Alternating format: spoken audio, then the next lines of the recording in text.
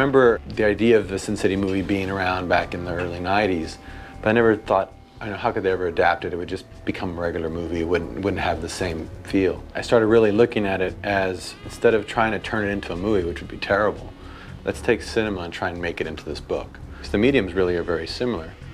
These are just snapshots of movement.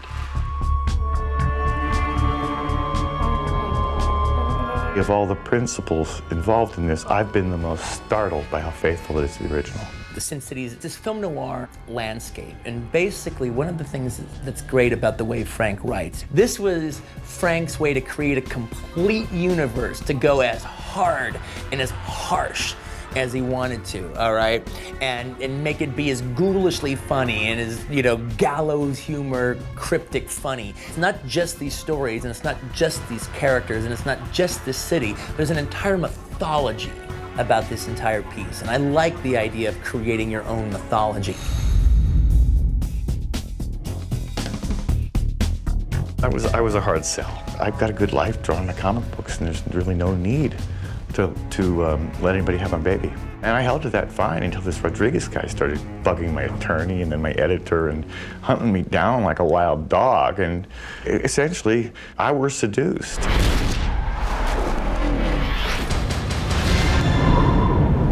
Robert showed up at our first meeting. You know, he whipped open his laptop and he'd already done some test shots of how he wanted to photograph actors and how to stage things that really looked damn good. I don't want to make Robert Rodriguez's Sin City. I want to make Frank Miller's Sin City, because I love that material so much. I mean, he said, how about I fly you to Texas? We'll just do a test in one day. He called it a test. You know, we'll see how it works out. He said, the worst possible thing is we'll end up with a cool little short film and, you know, part ways. You know, maybe you'll agree to do this. And I thought, what are you gonna do in a day? I'd been on movie sets. In a day, you have somebody fill a coffee cup. And in 10 hours, he shot an entire 3-page short story of mine.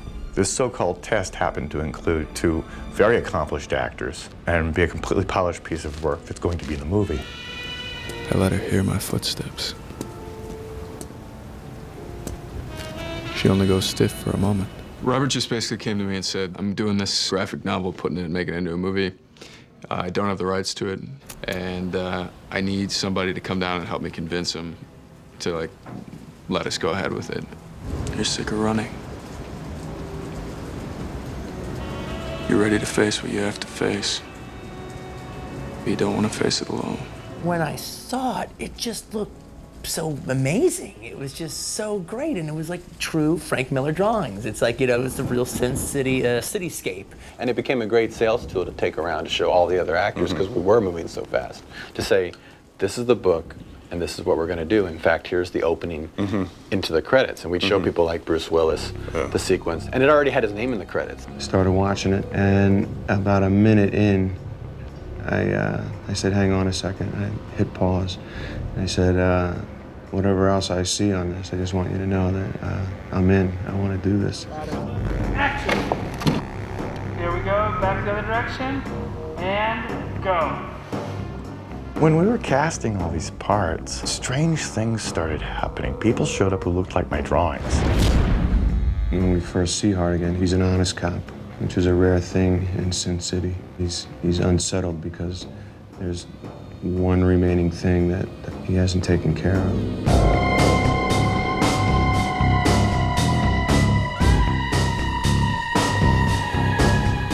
I play Nancy Callahan. She is an exotic dancer who was kidnapped when she was a kid. Maybe I should drive. Not a chance.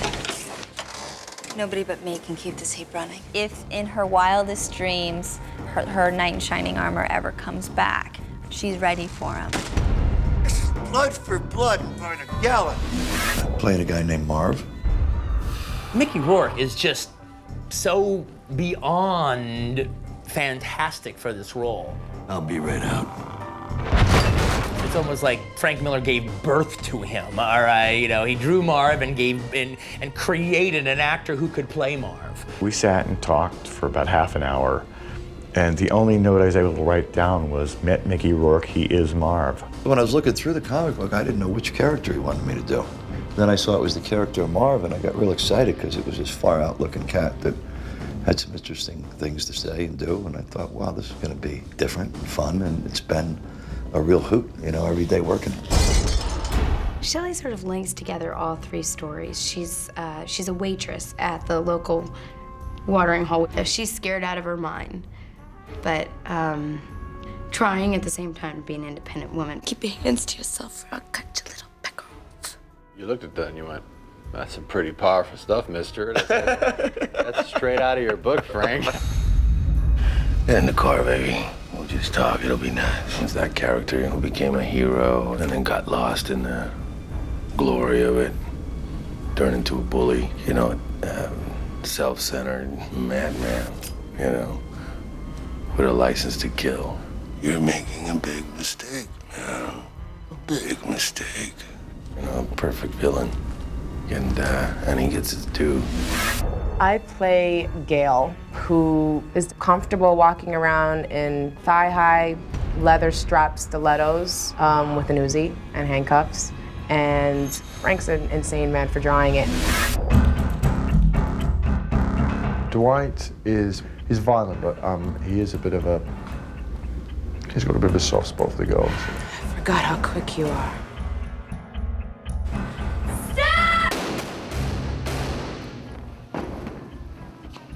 Great. That was great. That was really great. That was cool. Beauty. Cut. Cut it. Cut. Very good.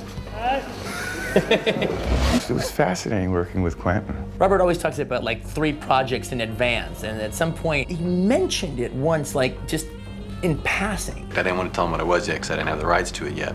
I wanted him to come down and, you know, shoot a short story for it, so he could try out digital, so he could see how it is to work with actors in a digital realm, and I thought he would like the source material once he found out what it was. Well, remember you showed up at the editing room for a spotting session, and you walked in with Frank Miller. I said, this is and Frank that was when I realized, all right, one, I was like, Frank Miller, all right, you know, my assistant editor is a gigantic comic book geek, and like, it was like one of the happiest days of his life. And I even remember as we go into the room, he was outside in the room, and he's like, is Frank Miller? I go, yes. I think it's an exciting thing to try and turn into a film. Honestly, audiences are going to be blown away. Can't wait to see it when it's done. You know, really can't, because I think it's going to be a really special little thing that he's done. In a lot of ways, this movie is quite literally like having a dream come true.